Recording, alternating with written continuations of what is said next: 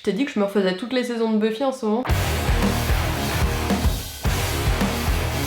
En fait, quand j'étais gamine, j'étais complètement fan de Buffy, mais genre vraiment, tu vois, j'avais les posters de Sarah Michel dans ma chambre, partout. Je suis même une fois partie en vacances, on me prenait des petites locations et j'avais ramené des posters pour les remettre dans ma chambre parce que je me sentais bien et ça me personnalisait ma chambre. Bref, j'étais vraiment fan de Buffy. En tout cas, ça faisait hyper longtemps que je voulais me refaire, tu sais, les épisodes clés de Buffy, les trucs qui m'avaient vraiment marqué, mes épisodes qui me faisaient rire et tout ça. Et j'ai commencé par faire ça. Puis au final, je me suis dit, ah j'ai envie de voir la suite. Et comme la plupart des épisodes vraiment qui m'avaient marqué étaient dans la saison 4, bah finalement je me suis dit, bon je vais me regarder la saison 4. Et puis après, bah avec mon copain on s'est dit, bah c'est con, enfin on va peut-être recommencer. Donc du coup, on a recommencé la saison 1. Et là j'en suis à la 3, donc je sauterai la 4 pour arriver à la 5. Bref, je me refais tout Buffy. Et franchement, je suis tellement heureuse d'avoir aimé cette série en étant gamine. Franchement, ça me conforte dans l'idée que... je crois que, en fait, on change pas de ouf, franchement. Quoi, on nous répète, tu verras quand tu seras grand, ou je sais pas quoi. Moi, je ne change pas, les gars. Alors peut-être que je suis une merde, que je suis restée bloquée, gamine, dans mon adolescence, tout ça, si tu veux. Peut-être. C'est pas grave. Mais en tout cas, quand je regarde des trucs que j'aimais gamine, je me dis, putain, bah non, t'as pas changé, en fait. Et ce sont les mêmes choses qui te font vibrer. Et quand ça te marque enfant ou jeune, bah, je vois pas pourquoi ça te parlerait pas plus adulte, rien que pour la nostalgie de toutes ces choses-là. Et en fait, à chaque fois, dans Buffy, je suis subjuguée par la qualité de narration, par le développement des personnages, par la force des personnages féminins, par la tendresse, la gentillesse des personnages masculins, quand c'est pas des méchants ou des démons.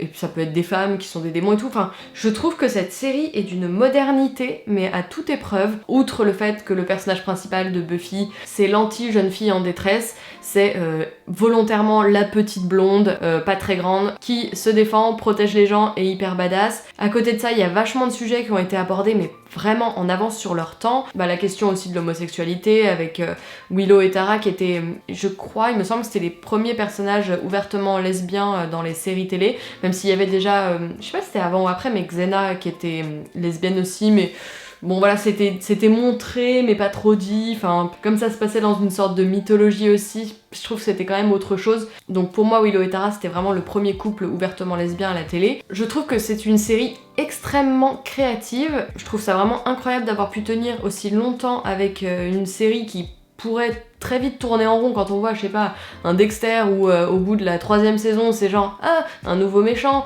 tiens, il va risquer de se faire choper à chaque fois et c'est bon voilà, en fait le schéma il est le même. Là dans Buffy, dans chaque saison, il y a une trame de fond qui est pas non plus le truc principal de la série, mais chaque épisode est ultra créatif. À chaque fois, c'est une métaphore d'un truc de la vraie vie. Il y a des styles d'épisodes que je n'ai jamais vus ailleurs. Voilà l'épisode Un silence de mort, où en gros c'est un épisode muet, ça ne parle pas pendant tout l'épisode. A contrario, Once More with Feeling, c'était Que le spectacle commence, qui est l'épisode mythique musical. Donc c'était une comédie musicale. Joss Whedon, le showrunner de la série, je sais qu'il s'est battu pour faire cet épisode-là. Et en fait, le mec, il est arrivé avec les chansons composées, les démos enregistrées et l'épisode entièrement écrit. Et il a posé tout ça sur le bureau du producteur, enfin je sais pas qui, mais bon bref t'as compris. Et en gros, bah en fait on pouvait pas reculer, le mec il avait tout fait, il avait tout enregistré, tout composé. Enfin tu te dis que même dans des milieux où je pense qu'il y avait quand même de la thune, surtout à cette époque-là, ça devait quand même voilà bien rouler et tout. Bah quand même en fait il faut des mecs motivés et hyper bosseurs pour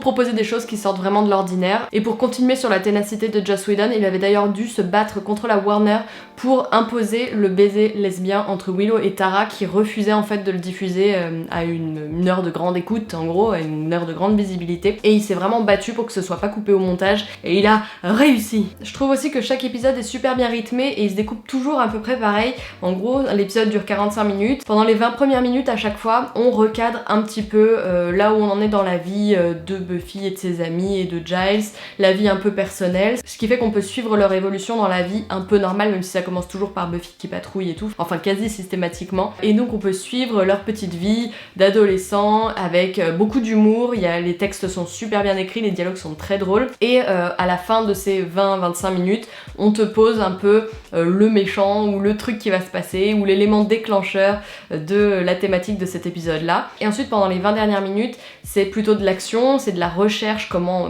vaincre cet être-là. Et à chaque fois ce sont des métaphores de problématiques de la vraie vie et c'est franchement profond en fait. On peut vraiment analyser chaque épisode d'une manière vraiment assez pointue. Et d'ailleurs il y a eu des cursus universitaires qui analysait les épisodes de Buffy et la série Buffy entièrement.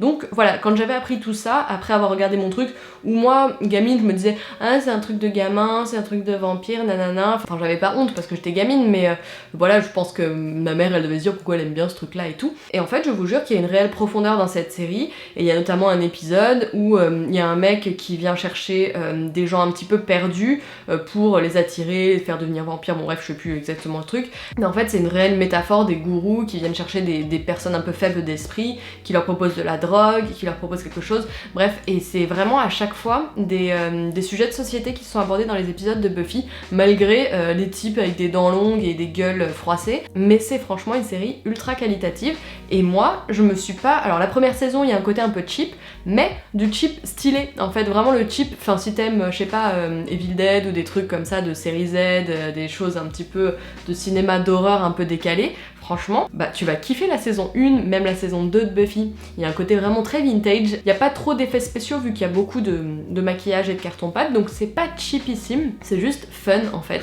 Et ce côté un peu carton-pâte va super bien avec le style horrifique finalement. Et puis par la suite, bah il y a plus de budget, plus de moyens, et la série évolue vraiment bien. Et aussi, peut-être qu'il y a pas mal de choses que j'avais pas trop capté en étant plus jeune, il y a quand même vachement de blagues de cul, enfin de petites allusions, etc. De choses un peu tendancieuses, notamment Spike, je me souvenais pas qu'il parlait autant de cul quoi, parce que j'ai pas encore vu beaucoup là toutes les saisons où il est plus avec le gang et tout, mais j'ai vu des épisodes et je me disais ah putain je me souvenais plus qu'il était aussi lourd avec Buffy en fait, mais lourd fun, enfin tu vois c'est voilà, enfin Buffy elle est consentante, bon je vais pas spoiler mais tu vois le délire. Bref, en tout cas c'est une série qui avait beaucoup d'avance sur son temps et que je suis extrêmement heureuse de redécouvrir aujourd'hui, et à chaque épisode je suis là, je dois saouler mon mec parce qu'à chaque fin d'épisode je suis là quand même, c'était vraiment bien, hein, t'as vu? Et puis là, le personnage de Giles, qui est un peu sa figure paternelle, et qui finalement, à chaque fois qu'il s'énerve, c'est que quand il voit que Buffy elle est en danger, et... Non, vraiment, les personnages, ils sont hyper cohérents, ils sont hyper bien développés, parce que quand tu regardes la série du coup d'une traite, y a rien qui va pas dans la réaction des personnages, en fait, tout c'est toujours cohérent. Giles, par exemple, il est pas content quand les gens ils jouent un petit peu avec la magie, parce qu'on comprend par la suite que lui-même, plus jeune, il avait un petit peu merdé et tout. Et il y a des petites allusions comme ça, très discrètes en fait, à des épisodes qui sont mais lointains. Et ça j'avoue, j'adore quand les séries font ça, parce que ça crée vraiment un univers, le Buffyverse, comme dans Star Wars, où il y a des univers très très globaux, où l'histoire est inscrite dans un monde avec ses propres codes. Et ça je trouve ça très très bien quand t'as un peu toutes les clés, t'as l'impression d'être impliqué en fait dans l'histoire. Et ça c'est vraiment très, très stimulant et très malin en fait de la part des réalisateurs, et c'est très cool pour le spectateur.